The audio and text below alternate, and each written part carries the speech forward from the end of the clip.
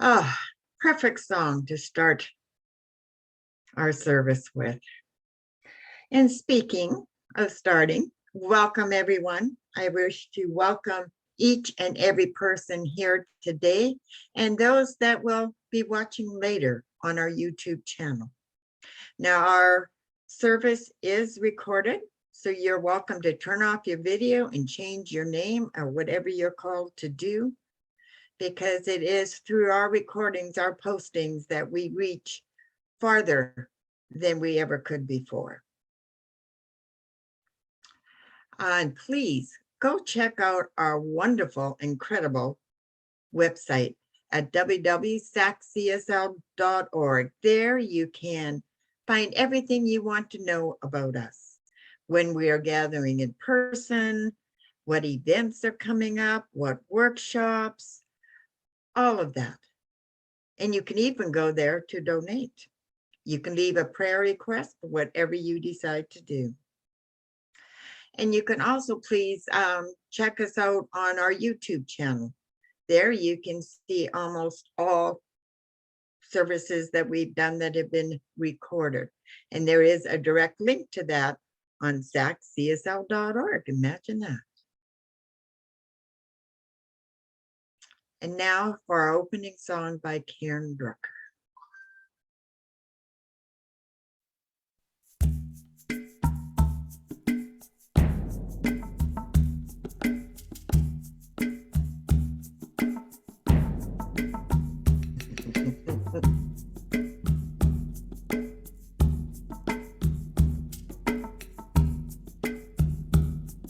Get your body moving.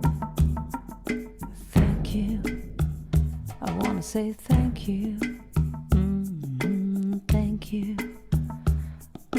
Thank you. 'Cause I'm so grateful. So grateful. Oh, grateful. I'm so grateful. So I want to say thank you for this day, Spirit. Thank you for this day. Thank you for this day, Spirit. Thank you for this day. This healing, this healing, this healing day. This healing, this healing, this healing day. Thank you for this day, Spirit. Thank you for this day. Thank you for this day, Spirit. Thank you for this day. This healing, this healing, this healing day. This healing, this healing, this healing day. Thank you for this day, Spirit. Thank you for this day. Thank you for this day, Spirit. Thank you for this day. This beautiful, this beautiful, this beautiful day. This beautiful, this beautiful, this beautiful day. Thank you for my friends, Spirit. Thank you for my friends. Thank you for my friends, Spirit. Thank you for my friends. My wonderful, my wonderful, my wonderful friends. My wonderful, my wonderful, my wonderful friends. Now thank you for this day, Spirit. Thank you for this day. Thank you for this day, Spirit. Thank you for this day. This healing, this healing, this healing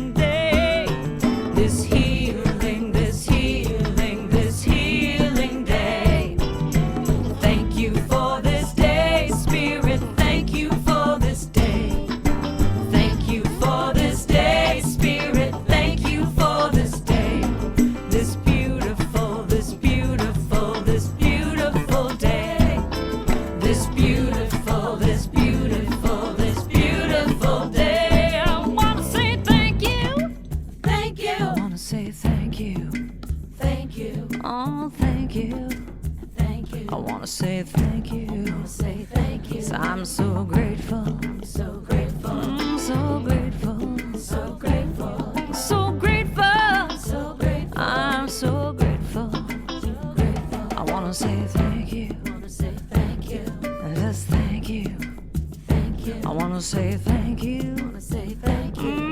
Thank you. Cause I'm so grateful, yeah. I'm so grateful. I'm so grateful. I'm so grateful. I wanna just say thank you now. Just thank you now. Thank you now. Thank you now. Thank you now. Thank you now. Each and every day I'm gonna say thank you. Thank you. Thank you. Thank you.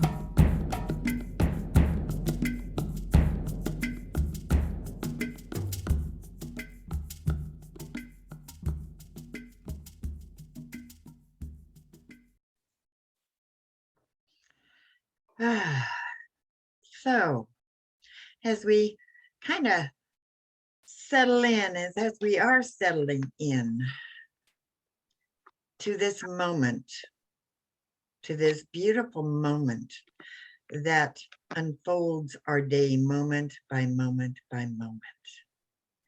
We are breathing in consciously as we connect to the living spirit that creates everything in and out of itself. So all creation is an individualized expression of it. And it is this incredible mind that the same stuff that stars are made of, the building blocks of life, came together in this one mind to create the human form. Now just breathe into the miracle and the wonder of that we are made as the same stuff as stars and everything around us, but we are unique expressions of this living spirit. Wow. That to me is miracles that unfolds every single moment, every single breath. And it is this living spirit that brought us here today to deepen our connection, to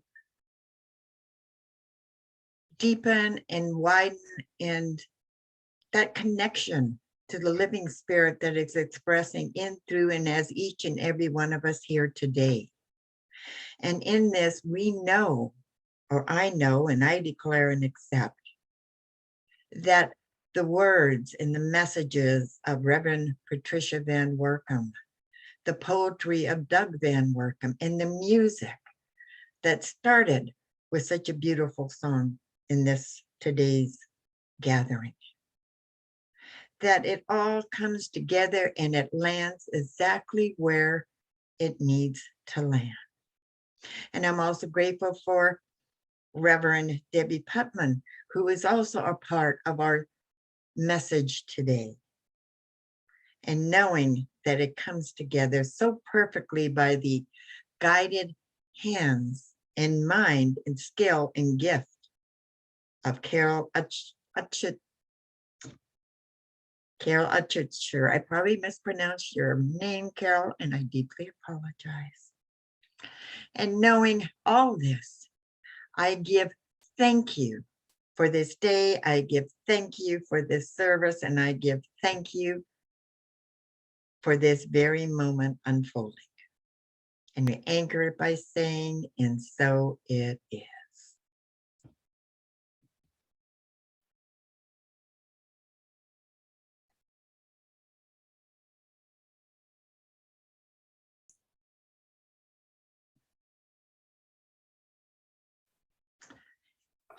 Now for the readings. We're made of star stuff. We are a way for the cosmos to know itself. Carl Sagan, American astronomer.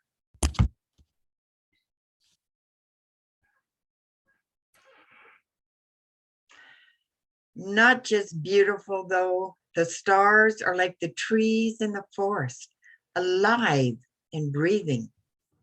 And they're watching me. Hakuri Murakami, Kafka on the Shore.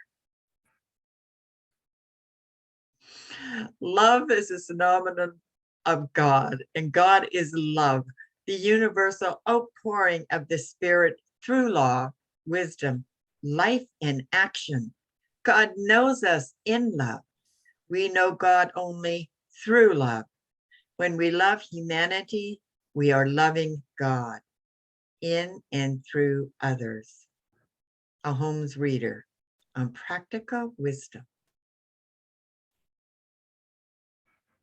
And now we are blessed today by the poet, our resident poet, Doug VanWoerkom, who has been studying poetry and playing it with the drum and performing it because he is a great performer for many years.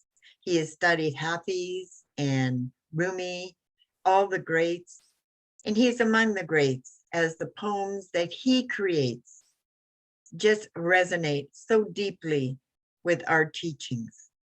He is really a true blessing for all those that are gifted enough, fortunate enough to hear him.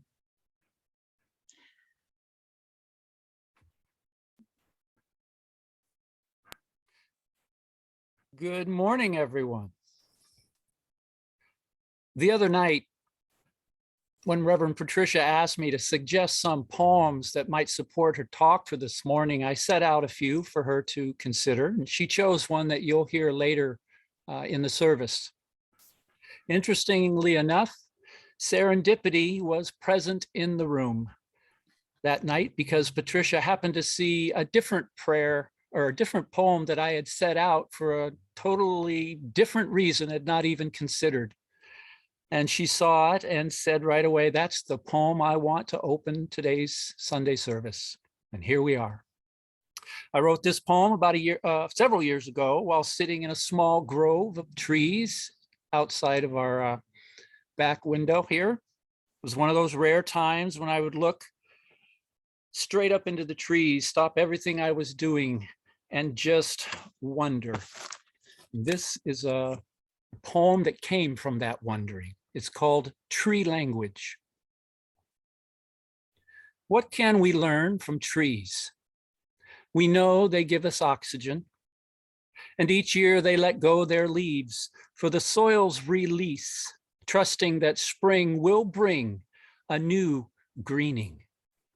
But what would they really tell us if we gave just one true hint of listening? When I was young, I would climb trees on windy days and with my whole body feel their give and take with the mighty wind. When you build near one, they quietly offer the long time gift of their shade, and oh, the stories they could tell on all of us if they weren't so discreet. When they fall, and even the mountain and the rain must come down. And when they fall, it is with a final crashing, splintering roar, perhaps the only time in their lives they ever speak out loud. They offer themselves fully into the unending cycle of death and rebirth. What can we learn from trees? We know they give us oxygen. Each year they let go their leaves for the soil's reuse, trusting that spring will bring a new greening. But what would they really tell us if we gave just one true hint of listening?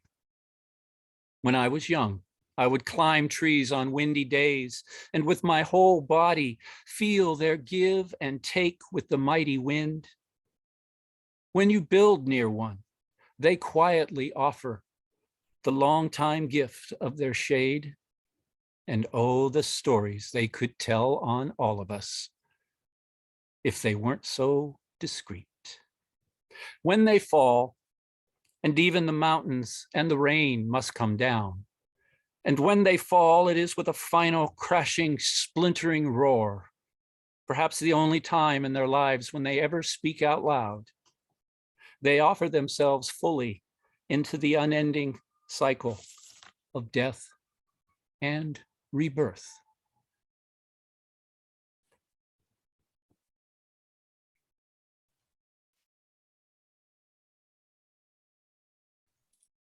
Isn't that wonderful? Can you imagine Doug as a young boy with a head full of really dark hair, little thin boy up in the tree, just being there? Oh, I love it. I love it. I love it. Today we've got something special for you. This is actually a conversation based on some quotes and some of the notes that CSL gives us for our theme. And Reverend Debbie and I are going to kind of bounce back and forth with some of the ideas and based on 4 quotes. So you'll be seeing the quotes and you'll be seeing us having a discussion about them. And if this is as successful as I think it will be, we may do this again, because Debbie and I can talk about this stuff forever. So as you all know, the theme for this month is relationships. And we started with the relationship with yourself. And then we moved to the relationship with another, a we-ness.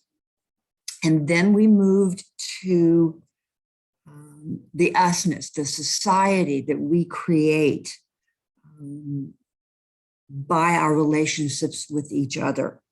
And today we're going to talk about both our relationship to nature and our relationship to God. Big topics. So we probably should get started. One of the things we wanted to talk about, Carol, you can just do the pictures of us. You don't need to do the quote yet, please.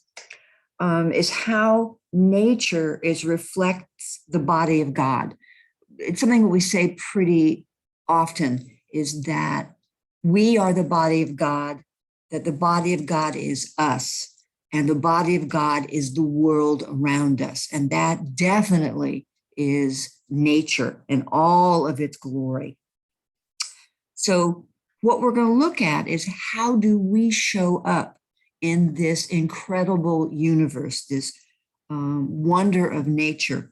And I want to remind us of a quote from Richard Rohr that I used last week, which is, we are spirits by nature. We don't have to find our spiritual nature. That's not the purpose of things, is to find our spirituality. That's who we are. What we want to do is to learn how to be human, how to bring that spiritual nature into the world. So how do we learn to be human? We do it in relationship.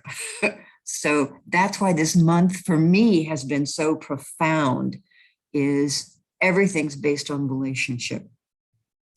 If we see nature as something out there, then we treat it no differently as when we see someone that we think is other and different and separate from ourselves. So when we talk about nature, we're truly talking about ourselves, and we're talking about God.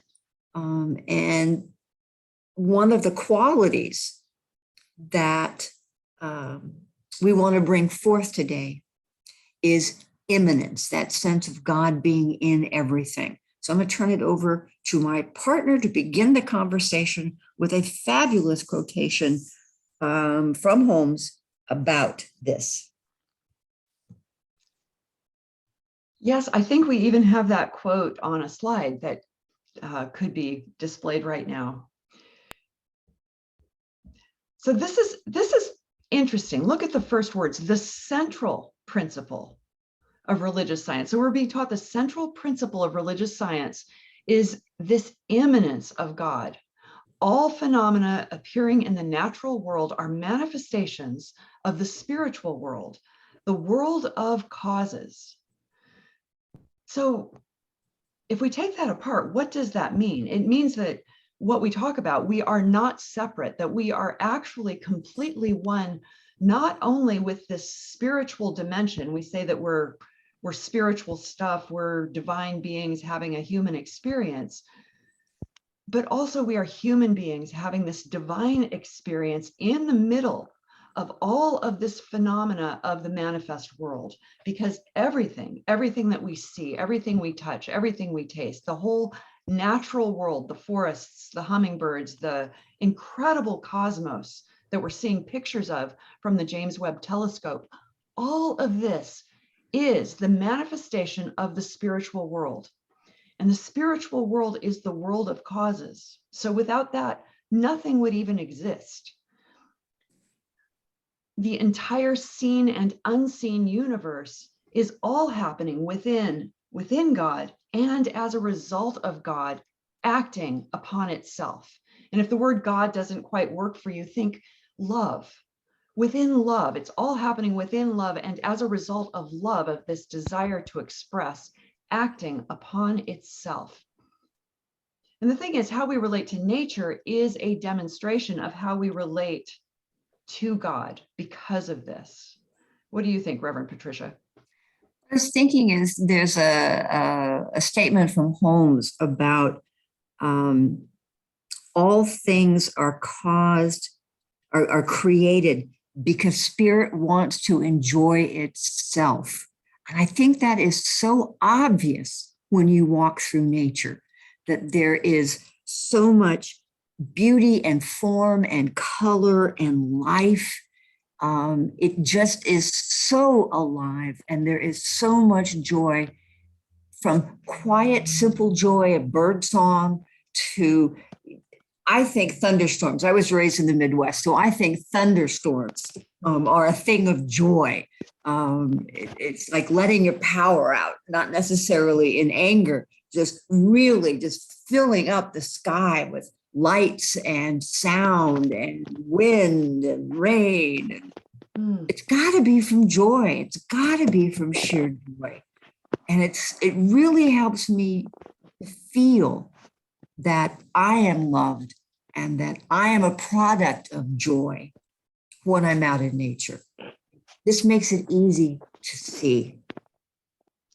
So I think you're saying that when you're out in nature, when you take, I'm going to guess when you take the time for it, but that's based on my own experience. So when I take the time for it, because I can be out in nature and I can just have my head going and be, I don't know about any of the rest of you, but, you know, have my head be distracted with whatever, or I can be listening to an audiobook, which is not a bad thing.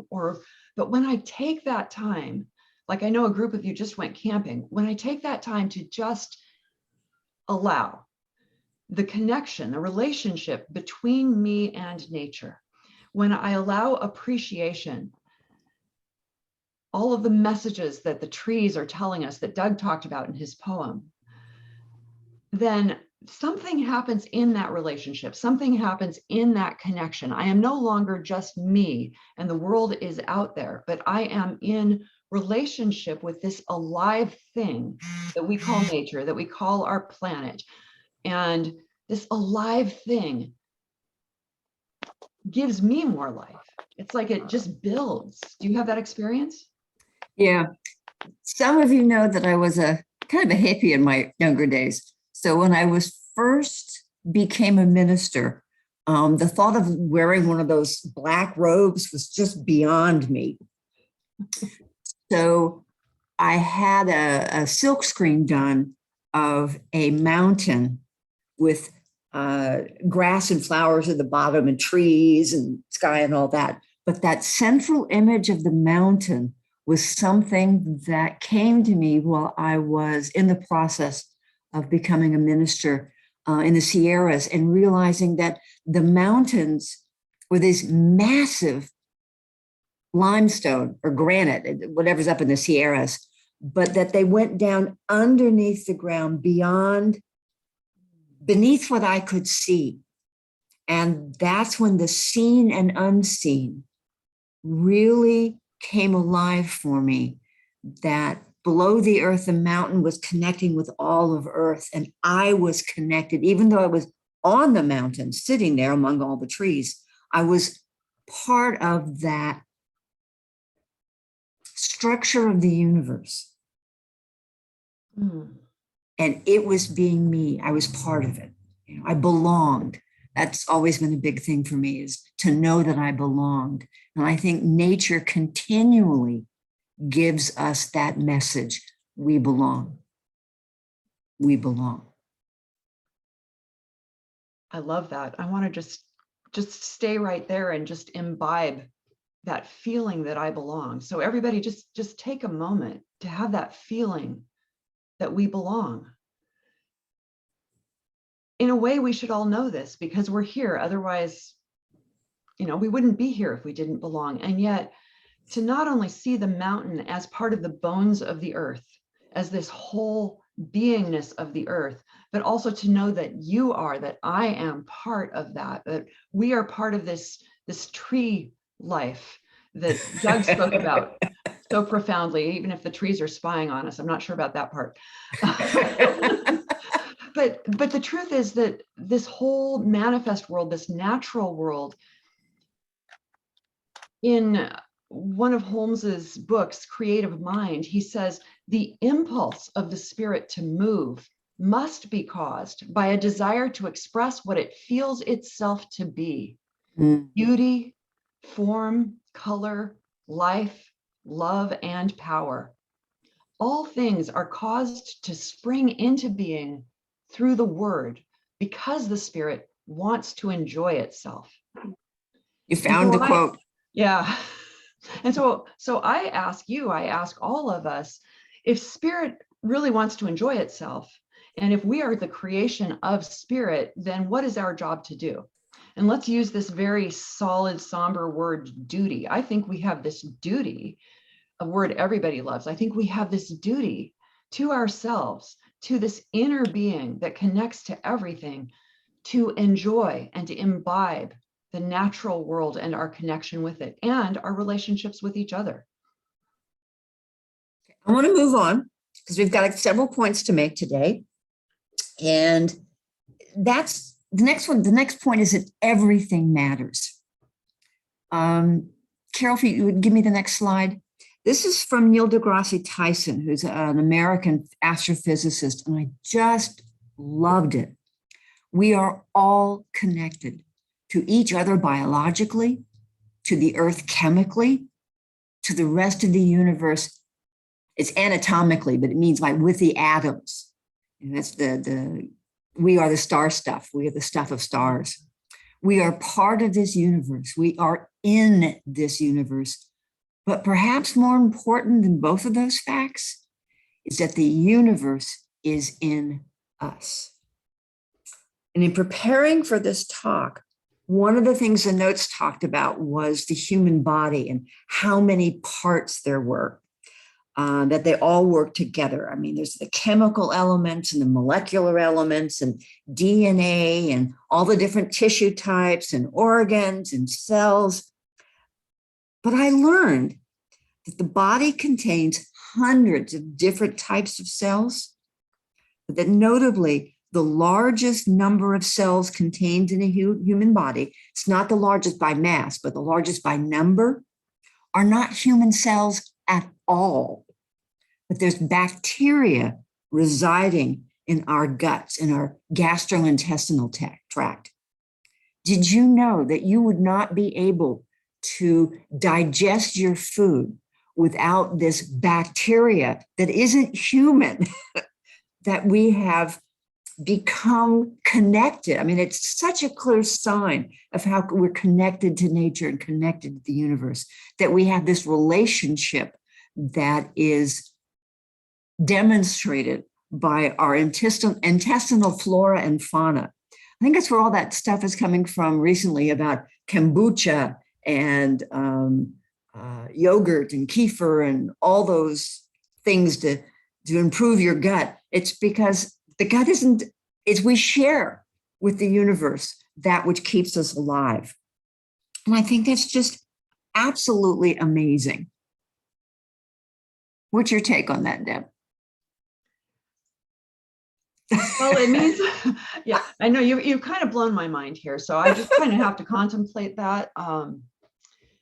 But what it means is that I am, and you are, and we are in this divine relationship and also in this physical relationship with our planet, that we really can't ignore it, that there is nothing that is out of order here. I can't look at gut bacteria or anything else and say that is other and I am this. And so it's really a profound new way of looking at oneness and what that means, and how we can only exist, we can only thrive in relationship with all that is around us.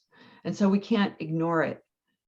We can't let it I go. think that really brings into, I don't mean to get political here, but climate change, definitely it brings it in. But it's also, how do we use the land? How do we build housing for our people? How do we set up our cities so that they work for both nature and us? That's the relationship that we have to form. No, the relationship's already there. It's the relationship that we have to grow and nurture and sustain in the same way that nature grows and sustains and nurtures us, which is an absolute model for how spirit, how God, how life creates us and sustains us and maintains us in love, that relationship. And we have to come to it consciously. So we are created such that we have choice. And in fact, there's this book, many of you may have heard of this book. It's called Science of Mind. And it's pretty thick. And a lot of us study this and then we study it some more. And on the very, not the introduction, but the very first page of chapter 1, the thing itself, so it's really page 25, Holmes starts talking about how we are at choice. And so this central place of free will and what that means really comes into play here as we figure out our relationship with our planet. And as we learn more and more that how we interact, even how we just stop and appreciate what's around us, but also how we are caregivers, this is a reflection, it is a mirroring of our relationship with the infinite and of our relationship with our own self. Holmes says, to suppose that the creative intelligence of the universe would create man, would create the human being in bondage and leave us bound, would be to dishonor the creative power which we call God. To suppose that God could make us as an individual without leaving us to discover ourselves would be to suppose an impossibility. Individuality must be spontaneous. It can never be automatic. The seed of freedom must be planted in the innermost being of man. But like the prodigal son, we must make the great discovery for ourselves. And he goes on to talk about the abundance that we see in the universe, this abundance that we've already been talking about, from the grains of sand to snowflakes that are so commonly referred to. But I think that also, yeah. Sorry, I'm going to interrupt. No, please do. That also, this is how our conversations usually go. I think that also leads back to the Roar idea that we need to learn how to be human. And that's a developmental issue. When Holmes says we're left free to discover who we are, the individuality of us, that's that process, I think, of that spiritual nature in us learning to be human, bringing out those qualities of God. You know, Trower talks about life, love, life, power, peace, beauty, and joy. But how do we bring those out into our relationship with the world, relationship with each other, inside of us too, to be able to know that it's a both and. I'm a spiritual being having a human experience, and it's not one or the other. It's a both and. It's a non-dual relationship that I have to discover, that I'm left free to discover in my own way, and to bring that spirit-filled wonder that I am into this world. I love that. And that's a segue for your next part, No. which is, how do we show up? Yes, next slide, please. I was just thinking the same thing. So this is a quote from Science of Mind magazine. A person's relationship to God should be direct, dynamic. Every person's mind is an inlet to the divine. There is tolerance in this concept and inclusion. That's what Patricia was talking about a little while ago. The infinite is all inclusive, all embracing, all comprehending. So as we learn to be human, as Reverend Patricia just mentioned, as we learn to be human in this world, we are learning more and more consciously to be more all-inclusive, more all-embracing, and more all-comprehending. So it's like we're bringing this spiritual self that is the truth of our inner being, this inner magnificence into our daily lives and our daily relationships. And that brings us to an interesting question, which I think we've been dancing around. And that is, can there really be a distinction between the sacred, the mundane, and the profane? Or you might say the holy, the non-holy, and the unholy. Unholy? The unholy, like maybe this, glass of water I have next to me, which reminds me of a place I traveled. Maybe it's, it's not holy or unholy. It's just, or not, yeah, it's just non-holy, but can anything be outside of God? What do you think? Nothing. We're not outside. Nothing's outside. That's all there is that one mind, that one presence. Well, what about okay, so if I'm afraid of something or I see something going wrong in the world, what does it mean that is part of God? If everything's part of God, what does that mean? I think what you're, again, dancing around is what happens when I see something I don't like and I don't think is of God. Yeah. That I want to say is not holy, is profane. Violence, that's a great one. COVID, we had COVID this week. Literally COVID this week. But also in our relationships with each other, if we get people who hold grudges. My favorite is self-righteous indignation. And I say it's my favorite because it's the one I tend to do the most. It's one of my bad habits. But jealousy, aggressive, passive aggressiveness. I can't stand people who are passive aggressive. It's just talk to me. If you don't like something, talk to me. I don't hear silence well in that way. But when I'm in my right mind, so to speak, what I know is that when I am aware of that, there's two things going on. One is, if it wasn't in me, then I wouldn't recognize it out there. If I wasn't reacting so strongly to it, if I'd already resolved that issue within me. And the second one is something I got from Sharon, which is when you watch the news, see how many are prayers asking to be said. Oh. What is the truth that wants to be revealed in this situation? Mm-hmm. So that the assumption is that the truth, the holy, the sacred is always present. I just need to look for it and reinforce it. And was it what you bring your attention to increases? To bring my attention to the truth that I know is there, rather than the partial truth, the fragment of truth that is obvious. I feel like this is a good time to go back to that old phrase, healing is revealing.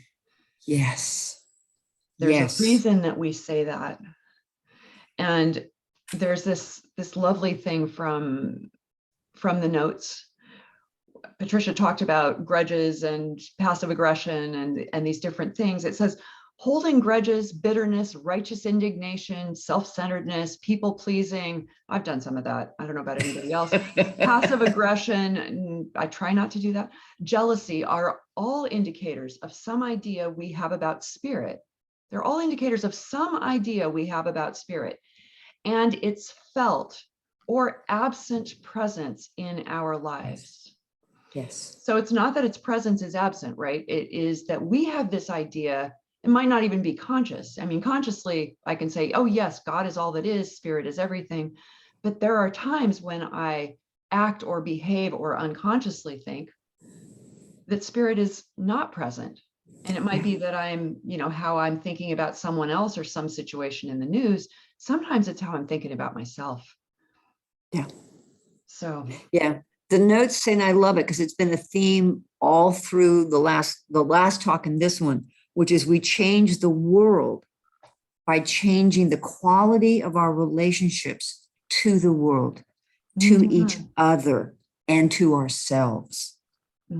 And that if I'm not feeling, if I have an idea that, or a feeling that spirit is absent from this relationship, that's my work to do. Yeah. Yes. And we often say we can't change someone else, right? And we can't change the world around us because the change happens within us. When I change, when you change, when all of us change something within us, the world has to shift accordingly. Yes. And it can be as strong as a relationship falling away or a situation falling away from us, but it also can literally be a shift in the job, in the relationship, in even some event happening in the world that mirrors, again, what I am seeing. It's that turning to what is the truth, but not ignoring what we're seeing, what's out there. And I know that you've done this with your work situation that you were telling me a while ago, years probably, about where one of your work situations was uncomfortable. And you decided to focus not on what was wrong with the situation. That's true. And that was a profound experience in my life. I've come to the point where I think that we are able sometimes in a moment to make a different decision, and then we just have to stick to the decision.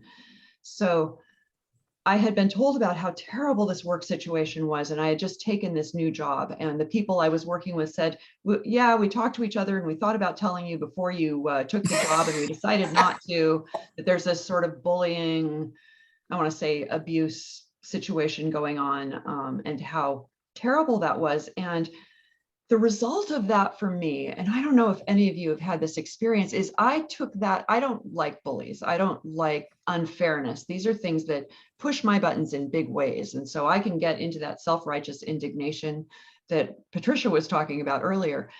And so that's how I felt and how I dealt inwardly with the situation, which did not get better for quite a while. And at some point, this was no longer, I have a spiritual path. I have a spiritual truth. I made a different decision that I was going to see and feel, be in this place of experiencing good and recognizing the good and appreciating what was around me.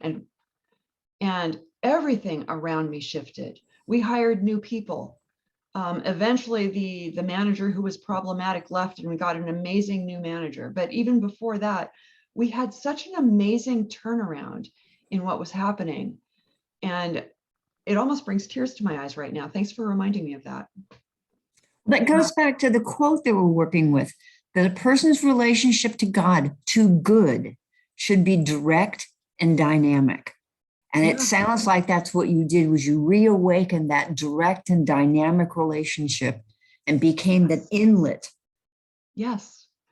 And when the old comes knocking at the door to see if you really made up your mind, it's really just going back to, I made this decision, just going back to knowing who and what we really are. And our relationship with nature, going back to that, reminds us of who and what we really are, to take those times to do that, even in small ways.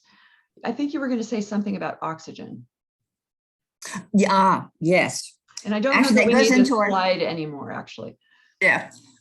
We're about ready to get into our call for action, but one of the things, got so much going on. I know. Is most of you know that we have a grove of redwoods right outside of our living room. And that's where Doug was when he wrote that poem.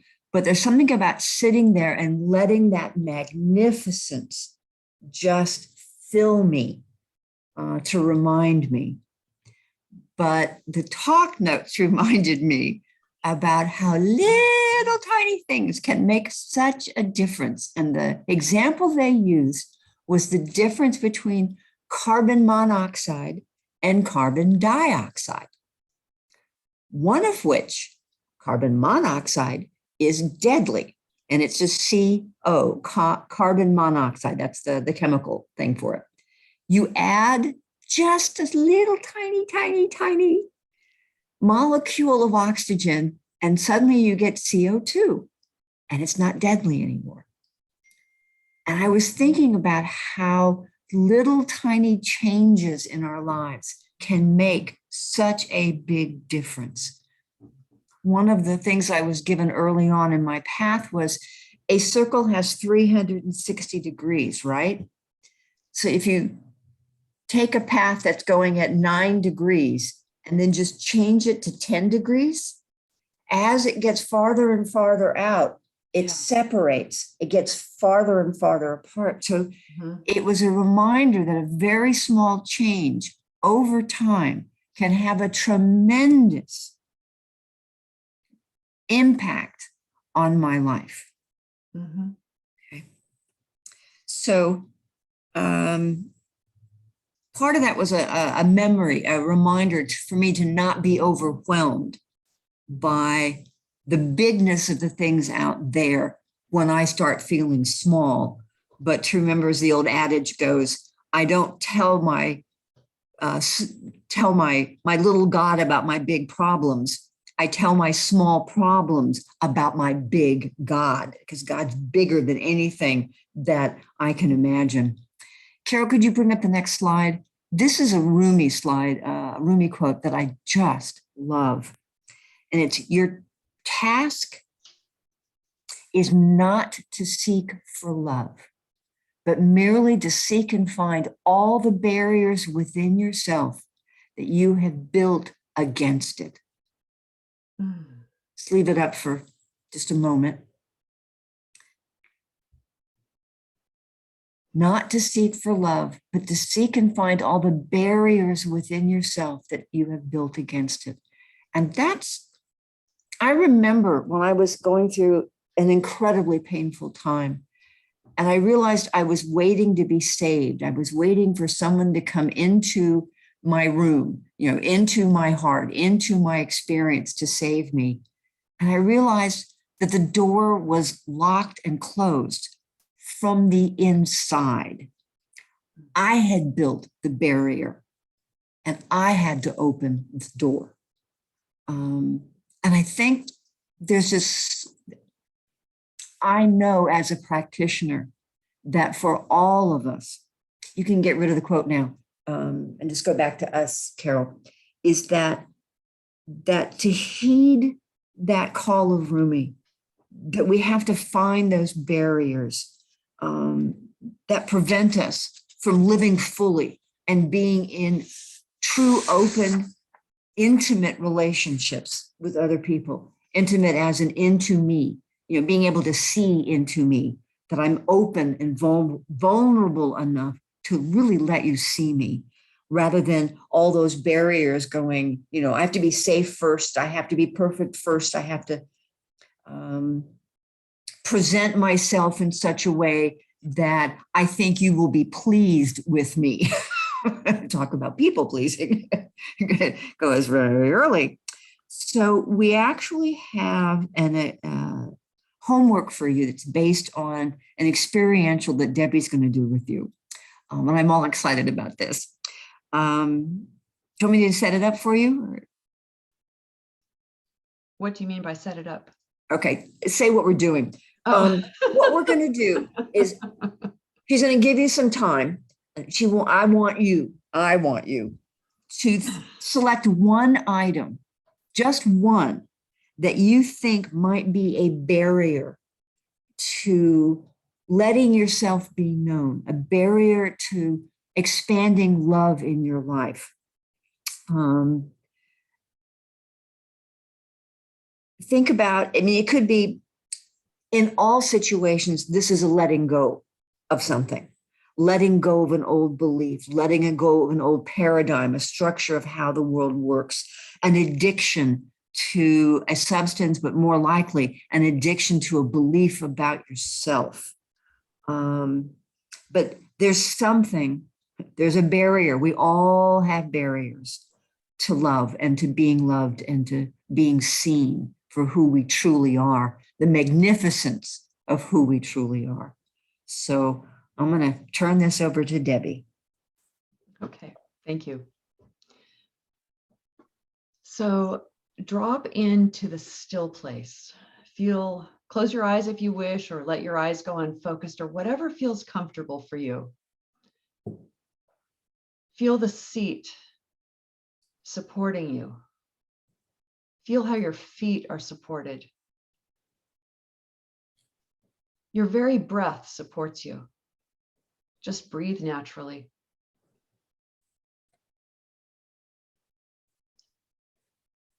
And within you is this still place. This still place that is always your divine magnificence. It is always your connection, your truth, your true being. And sometimes we feel like it's not shining enough, but it is always shining. And so in front of that still place, in front of that divine magnificence at the heart of your being, there is maybe a cloud or a something that you are ready to let go of. It's emerging for you as this thing that you're done with. You've had enough of that. Maybe it's a resentment or a grudge. Maybe it's a fear. Maybe it's that you don't feel understood or you don't feel like you belong. It could be anything.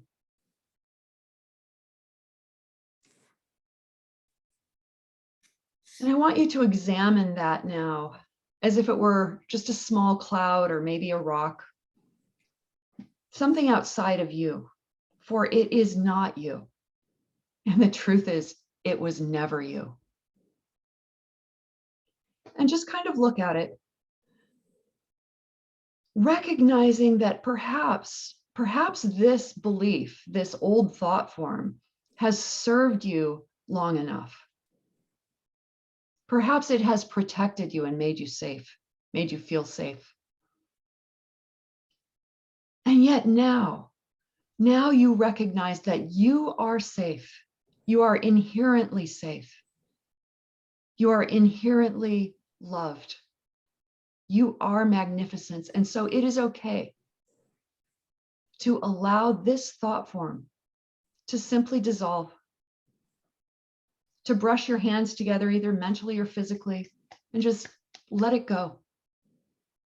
Maybe even to swipe your hand in a cutting motion in front of you and cut any connection between you and this old thought form that no longer serves you, as it just dissipates and has no effect.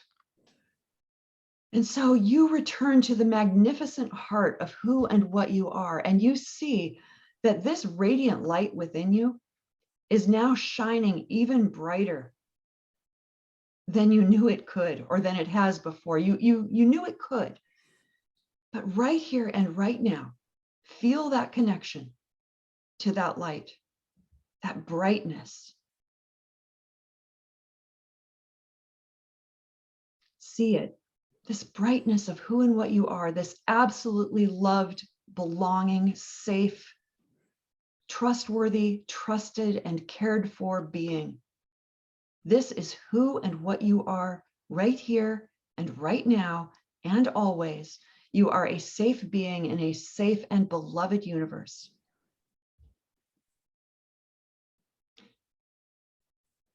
And anytime thoughts around this old thing come up, you have made a different decision. You have made the decision to know that you don't need that anymore, and you thank it and you let it go.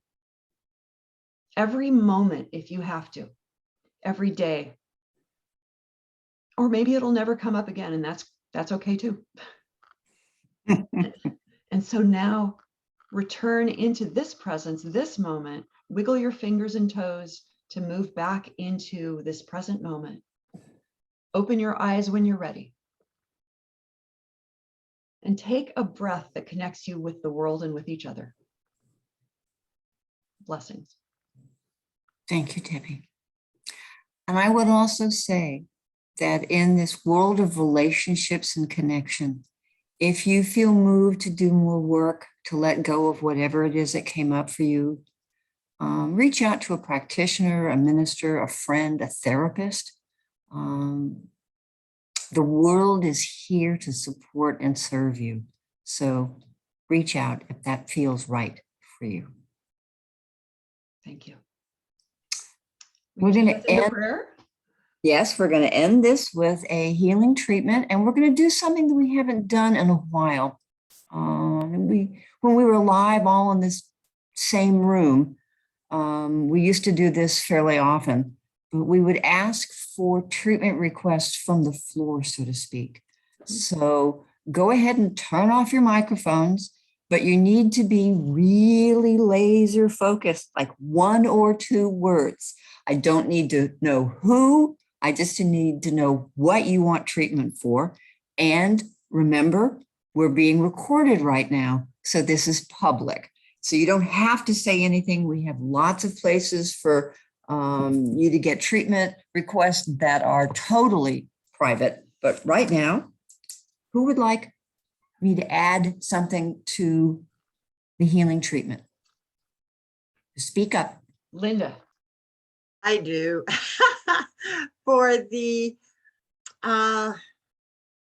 divine unfoldment of the garage sale in 2 You weeks. got it. Diane? Peaceful thoughts. Carol. Healing and revealing. Steph. World peace. Oh, give me something hard, Steph. I don't want to give you something hard, just something I want. Jennifer. There is no big and Wait, 1 second, 1 second. Sorry, Jennifer.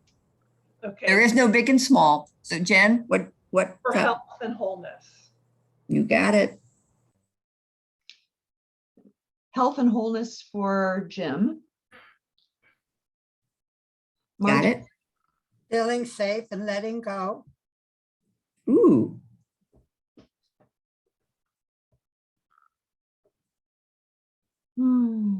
If you do Okay. not have your video on and you want to just raise your hand using the reactions button, we can call on you and you can just unmute.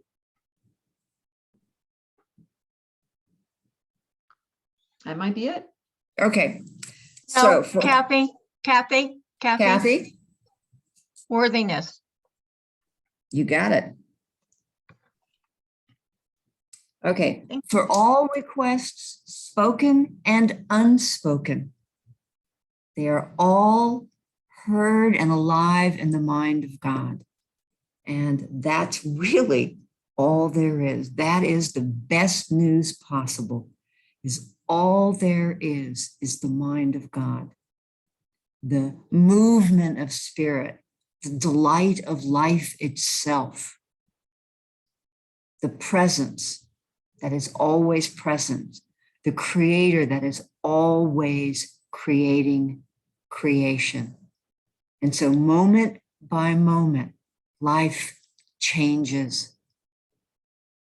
It is dynamic. It is always the presence, loving, maintaining, supporting, sustaining. That is where I live. That is what lives in me. That is where you live.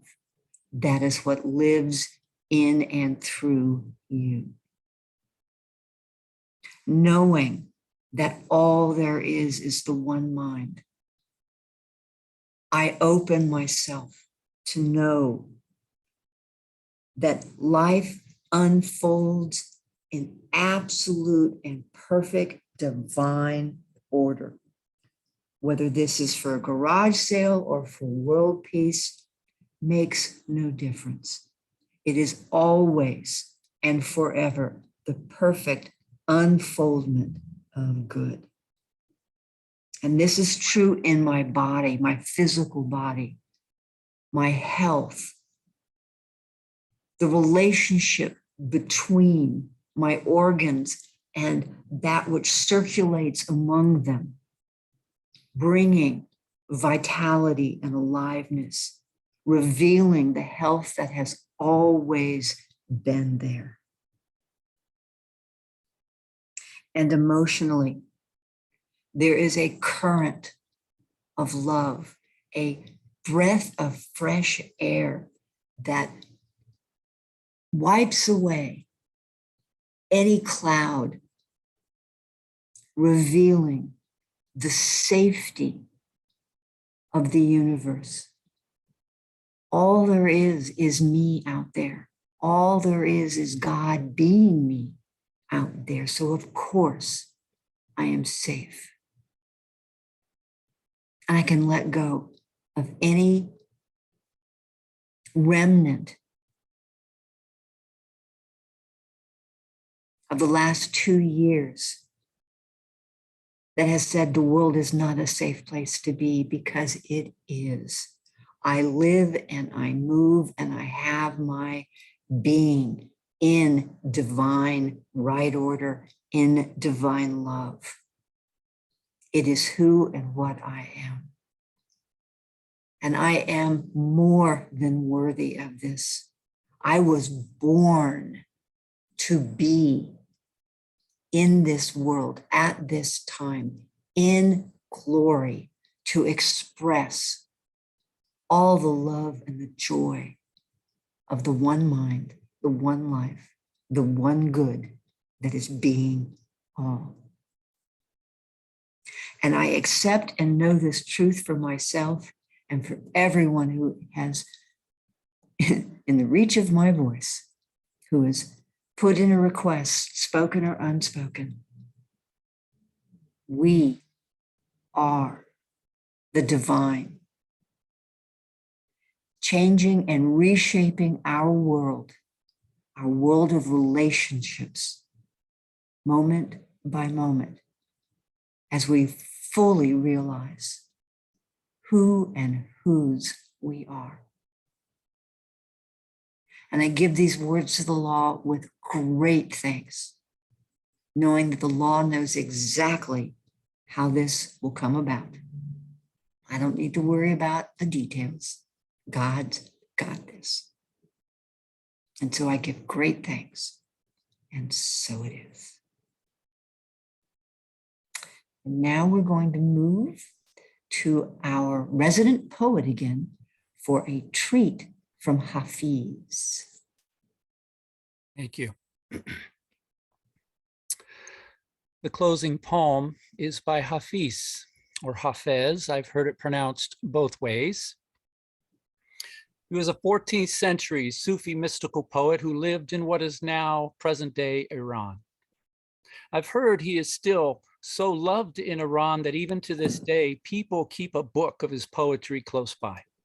And when some important decision needs to be reached or difficulty understood, they often open his book at random and read whatever poem is on that page, looking for understanding in that experience. So I invite you to think of some question you have in your life now.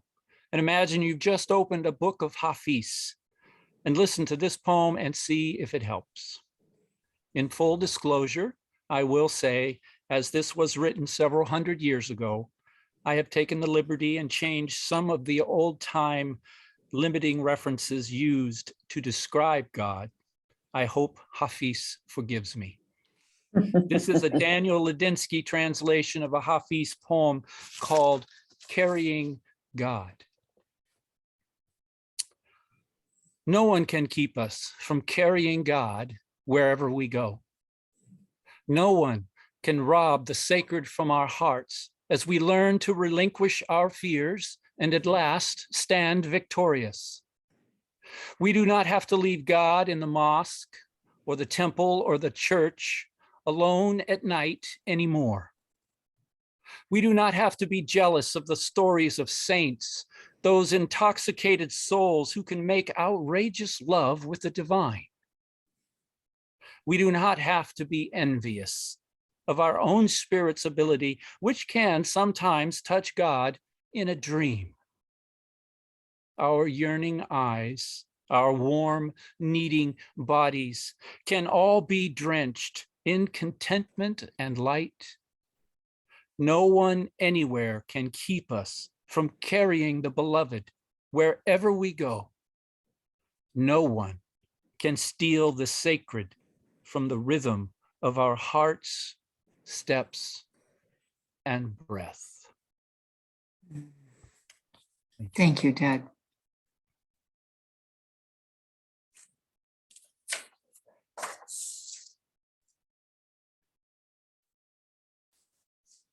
Margie? It's our offering time.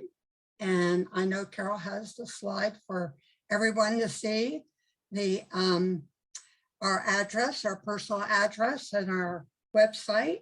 And I'm just so floating from this service. I gotta bring myself back down to the earth plane now.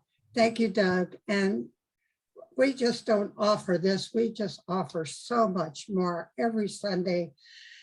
And to support us, we are offering you ways to send in your wonderful donations to keep us going and to be together and share our love and everything. We have to share our prayers.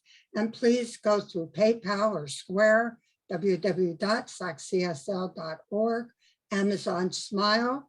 Let them know we're your favorite charity. We appreciate it. And thank you, YouTube audience, again, for your wonderful donations. We appreciate it and we love you all. And remaining silent, please say with me our wonderful abundance affirmation that just creates wonderful things every day. Abiding by the law of circulation and in heartfelt gratitude, I affirm that I live in a creative and abundant universe that continuously flows in, through, and out of me, expressing as the ever expanding infinite good. And so it is. And please join us in our prayer request online. We love hearing from you and we love sending responses to your prayers, knowing they are in good hands with us and our divine presence of God. And here's our latest news. Da-da-da-da.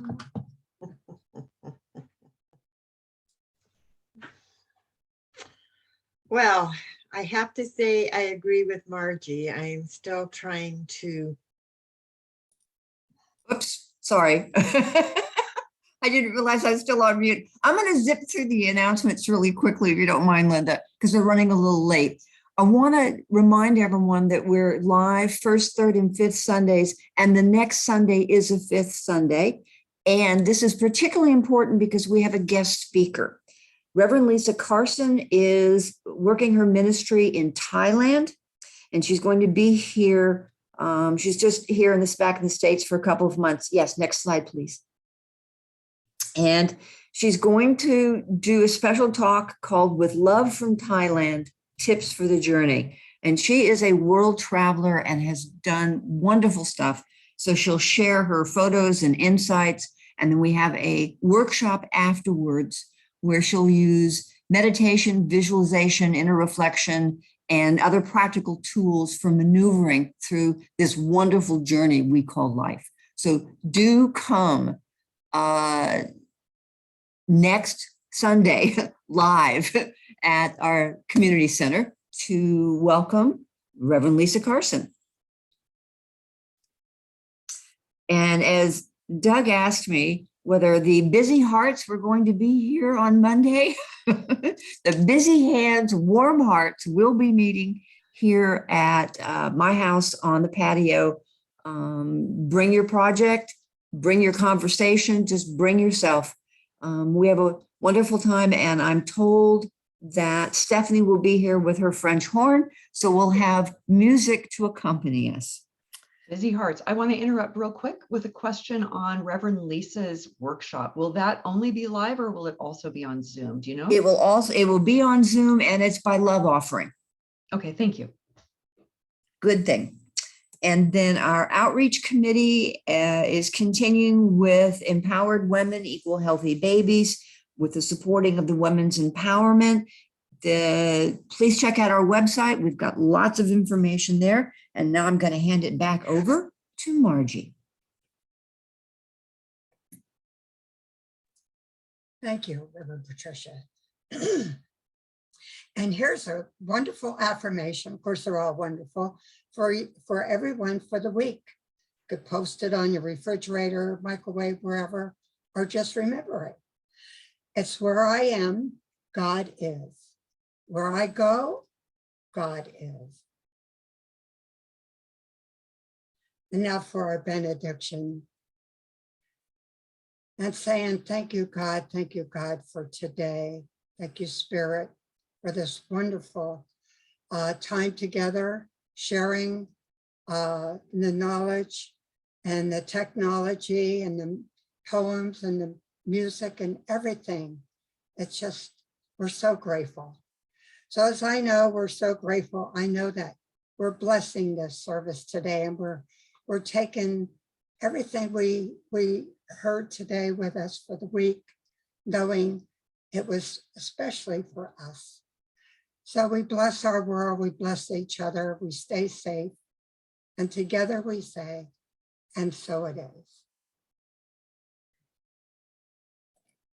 Join us for fellowship, don't forget. Actually, we have a closing song, and what I want you to do is think of yourself holding hands with everybody that you have seen in the gallery.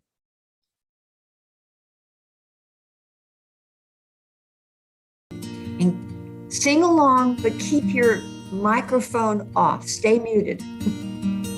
Kind friends all gathered round. There's something I would say, that what brings us together here has blessed us all today. Love has made a circle that holds us all inside, where strangers are as family and loneliness can't hide. You must give yourself to love, if love is what you're after. Open up your hearts to the tears and laughter, and give yourself to love. Give yourself to love.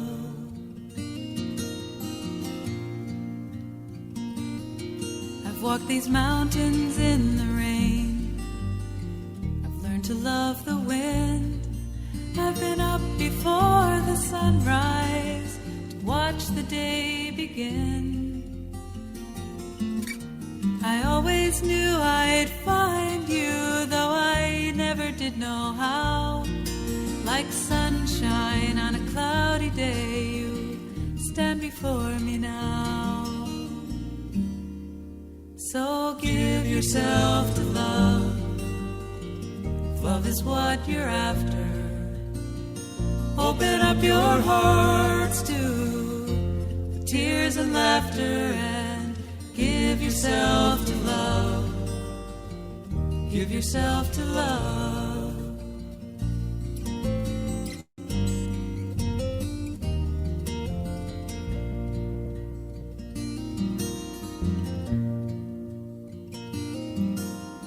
Love is born in fire. It's planted like a seed. Love can't give you everything, but it gives you what you need. Love comes when you're ready. Love comes when you're afraid. It'll be your greatest teacher, the best friend you have made. So give yourself to love, if love is what you're after. Open up your hearts to the tears and laughter, and give yourself to love. yourself to love. Give yourself to love. Love is what you're after. Open up your hearts to tears and laughter and give yourself to love. Give yourself to love.